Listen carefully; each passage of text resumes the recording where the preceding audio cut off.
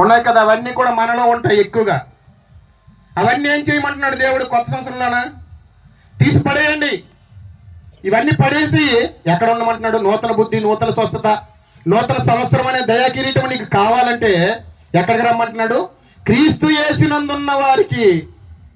క్రీస్తు యేసునందు ఉండాలంట మనం. అప్పుడేమవుతుంది మనకి? నూతన సృష్టి. ఎప్పుడు నూతన సృష్టి? ఈ సృష్టి కాదు, ఈ 365 రోజులు కాదు. చనిపోయిన తర్వాత వరకు మనం దేవుళ్ళో ఉంటే, క్రీస్తుని వెంబడిస్తే, క్రీస్తుని పట్టుకొని మనం నడిస్తే, చనిపోయిన తర్వాత మనం నూతన సృష్టి, స్వర్గము, వైకుంఠము, పరలోకము. మరి ఆ లోకం అనేది నూతనమైనది కనుక మనం అక్కడికి వెళ్తాం. ఇక్కడ నూతన స్వభావాన్ని ధరించుకోవాలి, ఇక్కడ మారు మనసు పొందాలి. ఇదేంటండి? భూమి మీద బ్రతికిన బ్రతుకు బట్టి నీకు దేవుడు మార్కులు వేస్తాడు. నువ్వు విత్తినదే ఏమన్నాడు బైబిల్లో? నువ్వు విత్తినదే నువ్వు కోస్తావు లేదా? మర్చిపోయారంటే పంటలు తెలియట్లేదా? నువ్వే పంట విత్తుతావు అదే పంట కోస్తావు. అదేవిధంగా నువ్వు ఏమైతే విస్తావో, ఏ మేలు చేస్తావో నువ్వు మేలు కోస్తావు. కీడుని విత్తావా కీడుని కోస్తావు. శపించావా శాపం వస్తుంది, దీవించావా ఆశీర్వాదం వస్తుంది. కనుక ప్రియమైనటువంటి దేవుని వాళ్ళరా, నిజంగా చాలా సంతోషం.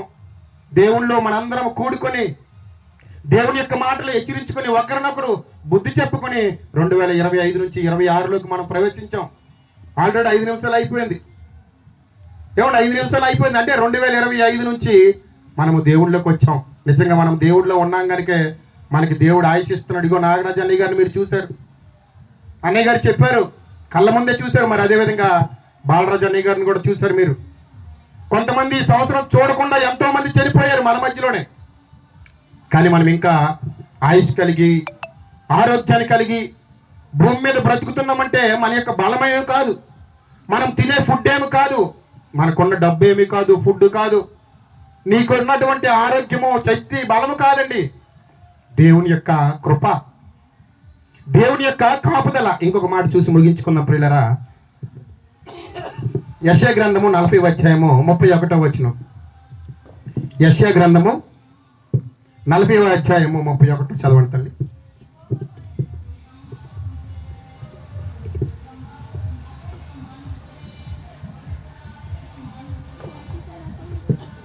యెహోవా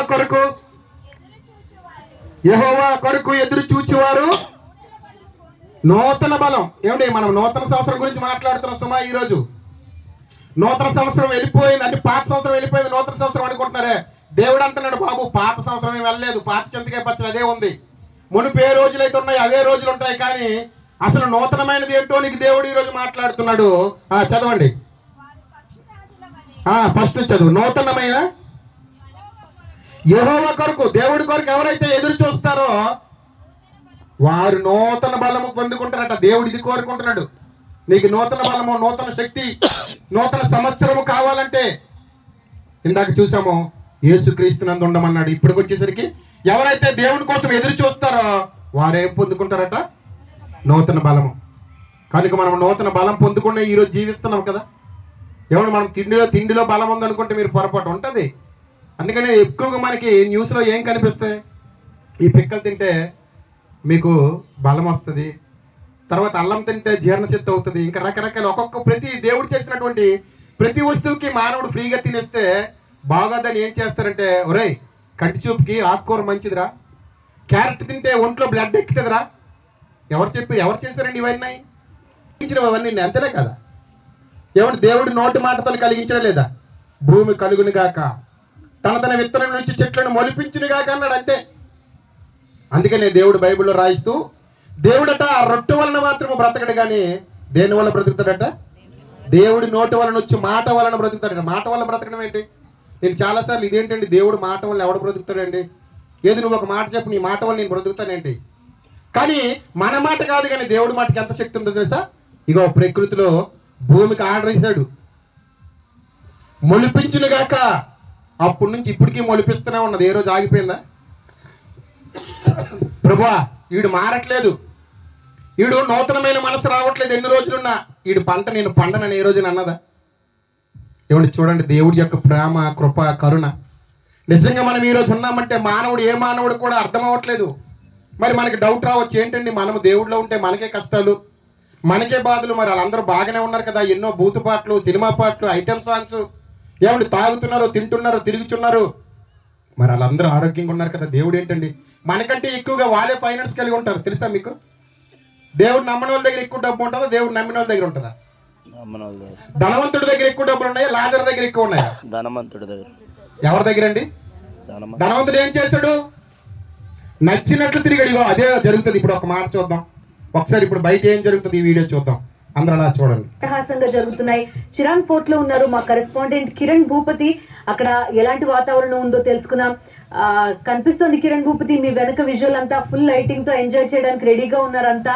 ఎలాంటి డీటెయిల్స్ ఉన్నాయి? న్యూ ఇయర్ కి ఎలా వెల్కమ్ చెప్తున్నారు? ఎందుకంటే గత 2 సంవత్సరాల నుంచి పూర్తిగా కరోనా నేపథ్యంలో న్యూ ఇయర్ వేడుకలు ఎక్కడా కూడా జరగలేదు. కానీ ఈసారి కొత్త సంవత్సరానికి గ్రాండ్ గా వెల్కమ్ చెప్పేందుకు యువత కావచ్చు, చాలా మంది కూడా పెద్ద ఎత్తున ఉత్సాహం చూపిస్తున్నటువంటి పరిస్థితులు అయితే కనబడుతున్నాయి. ప్రైవేట్ ఈవెంట్స్ కూడా చాలా పెద్ద మొత్తంలో కూడా జరుగుతున్నటువంటి పరిస్థితులు అయితే చూసుకోవచ్చు. ప్రస్తుతం మనం చిరాన్ ఫోర్ట్ లో ఉన్నటువంటి క్లబ్ లో ఉన్నాము. క్లబ్ లో కూడా కొన్ని ఈవెంట్స్ కూడా జరుగుతున్నటువంటి పరిస్థితి. చిన్న పిల్లలతో పాటు మహిళలు, అంతేకాకుండా పెద్దవాళ్ళు కూడా చాలా మంది రావటం జరిగింది. కొంతమంది కూడా ఉన్నారు, వారితో కూడా మాట్లాడించేటువంటి ప్రయత్నం చేద్దాం. మేడం, మీ పేరు మేడం? ఎట్లా సెలబ్రేట్ చేసుకుంటారు? సోనియా.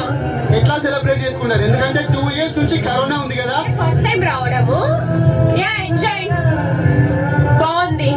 మీకు ఎట్లా జరిగింది ఈ సంవత్సరం అంతా? నెక్స్ట్ ఇయర్ ఎట్లా ఉండాలనుకుంటున్నారు? కొత్త సంవత్సరానికి ఎట్లా గ్రాండ్ వెల్కమ్ చెప్తున్నారు? యా, ఇయర్ అయితే చాలా బాగుంది. నెక్స్ట్ ఇయర్ ఇంకా బాగుండాలని కోరుకుంటున్నాను. ఇయర్ అంతా ఎట్లా గడిచింది మీకంతా?